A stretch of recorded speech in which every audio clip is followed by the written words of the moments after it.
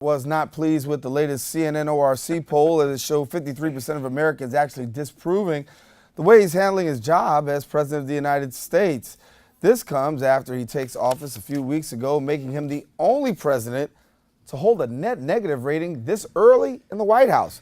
Now, of course, the president commented on his ratings, tweeting, quote, "Any negative polls are fake news, just like CNN, ABC, NBC polls in the election.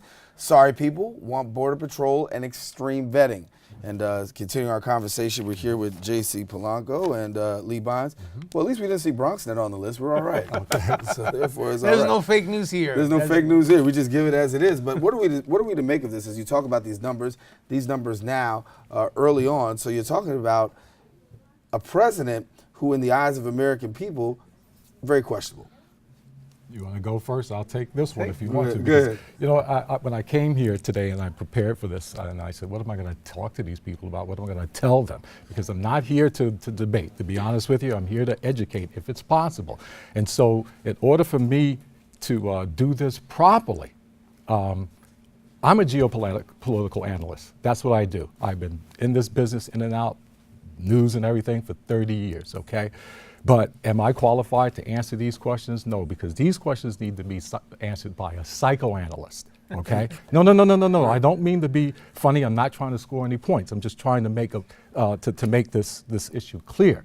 And since the keywords that I came to mind since Trump's election is chaotic, instability, dangerous, disruptive, unpredictable, erratic, compulsive, and you could go on. And if you buy that, and I don't think anybody looking at the first 2 weeks of this administration will deny any of those words that could represent this president, okay? So if you buy that, do you think that you could sleep at night? If a person with those characteristics, right, could you sleep at night comfortably if they were in your house? Because that's what we have to do. That's what we have to do. We have to find a way to sleep comfortably in a house with a character like this. Yeah, out of this, out of this situation, you do come up with words like alternate facts, fake news. If that stands, then we're in an environment where lies is the new normal. Okay. He ran this election for 15 months, exactly as you see now. All the words you just used were the words that that you could have applied throughout the campaign. Absolutely. And that's one of the reasons guys like me were never Trump. However, he won the election. 62.5 million Americans voted for him, and he won with over 300 electoral college votes. 65 million people voted against him. No. But listen, this is what's interesting. Still, he won the election. So when you ask the question, can people sleep at night? You and I maybe not. We have a problem. But there are 62.5 million Americans that said, I absolutely could sleep at night. I love his message. I'm coming out to support him. And let's see if we can get those things done. So you know what Donald Trump does? Within his first 3 weeks in office, he's signing executive orders left and right based on the things he promised the American people he would do. So he's keeping his word to not only his base, but to the people that voted for him and the people that didn't, because he promised that he was going to get these things done. And what we're seeing now is more of the same from the campaign. He hasn't really switched.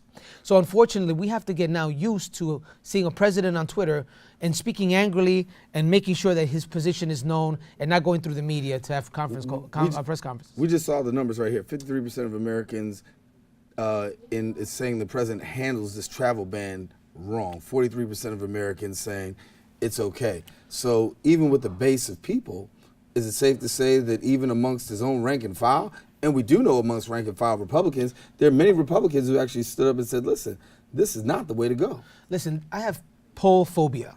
Because for a whole year, I was here with you looking at these polls, and all the polls showed Hillary Clinton having a 90% chance of winning this election. And that didn't happen. And I look at polls now, and I always look at them like, I don't care about these things anymore, because who knows who's saying what and what they believe. So I have to be honest, I don't think it's fake news, and I think these are scientific polls, but the polls have been so wrong that we really don't know whether to trust them or not. But we do know. I know that we can trust one thing. We can trust what's happening that we actually see and hear with our eyes. And what are we seeing? Right after this man was elected and did his inauguration, the very next day we saw 400,000 people women show up in New York City. We saw protests around the globe. looking at. And so when I have to confess, I had to do my opposition research because I knew I would be sitting at the other side of the table with you. And I looked at the program last week, and I heard you say that, well, he won, just as you've done right now, that he's won 55% of the white women's votes and blah, blah, blah, blah, blah, and he won the election. Blah, blah, but blah, let's break those numbers down where people can understand them. He won 55% of the white women's vote in a very, very small segment of the electorate. The white of the women, electorate. no, the women right? vote is not small. The women vote is quite substantial. Substantial in the percentage was substantial out of a small selection. In other words, what I'm trying to say is that because we only have a two-party system, there was a lot of people that didn't vote at all. There are more people who don't identify with either the Republicans or the Democrat. There's more people who identify as independents than either of the two parties. Not one major political construct in the major countries is that you pretty much have to win 50% of the vote before you can move on to the next level. Neither Clinton or Donald Trump got 50% of the vote. Neither well, one. the number that sticks out is 47%. I think it's 47% of Americans who are eligible to vote and were able to vote and eligible did not vote in this election. Exactly. So that means what does that say? That means that he does not have a mandate. Well, That no, he did not win the popular vote. Well, he didn't win So the he popular went vote, in but there- that's not how you win the election. And that's the problem here. We have a, look, I didn't vote for Donald Trump. I'm not here to defend Donald Trump. I'm looking at this as an umpire, like you are. Okay. Look, the man won the election based on the rules of the Constitution and how you win, and that's what he did. Now, he didn't barely win. You need 270 to win. He walked in there with 306. That's a lot more. So it's the first time we've ever seen such a disparity between the popular vote and the electoral college. 3 million is a lot of people. So when you tell me 400,000, I mean, that's a lot of people, but could you imagine 3 million more votes went to Hillary than to Donald Trump? Right. So there's a big disparity, and I see why people are concerned. But he did win this election, and he does have an electoral college mandate. And my An concern, electoral college mandate. An electoral college mandate, and that's what matters. In that popular vote, you can tell me Hillary won by 10 million. I'll look at you and say, did she get 270? If she didn't get 270, it doesn't matter. And it's true, it doesn't matter. Donald Trump won this electoral college vote, and guess what? Everything he promised, he's putting through. And now, as a country, we're looking, and a lot of Democrats are concerned because they cannot believe that someone is actually making all the decisions without bringing other parties involved. So I understand what you mean with that. I think they're concerned because he's making decisions without considering the consequences. He's signing these executive orders without a full understanding of what that's going to mean down the line. Yep. And the fact that he won the election based on the college electoral vote, but did not win a majority of Americans, simply means that he's speaking to a very, very small segment of the people, a small slice of the electorate, right?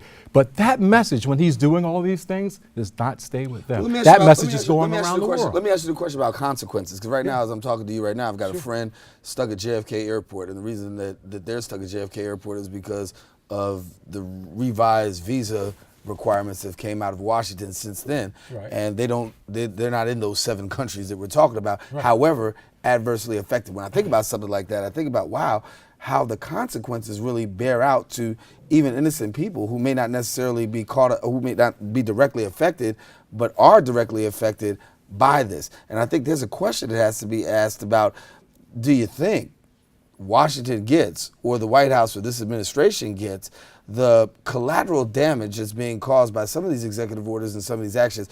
And even if they do they care? No, I think that he needs a completely new team. Look, a lot of these issues, and I'm begging. Sean Spicer's pretty hot these days. I'm begging Bronx. So when I talk about this, just hear me out, because I understand and I feel your pain. I'm a Bronxite, and I don't agree with this guy on almost nothing. So hear me out. Look, a lot of it is not the politics; it's the messaging.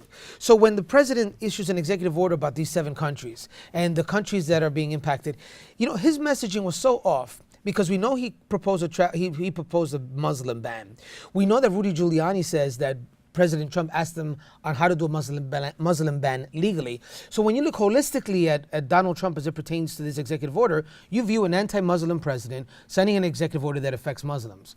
But the executive order is very different from the Donald Trump and the messenger. The executive order that is impacting so many people, and that's sad, deals with protecting the United States. Now, when I came out strong against the executive order because I thought it was anti-Muslim, until I realized these are 7 countries, and I'm going to say it again, that have no government, are in civil war. We don't have relations with these countries.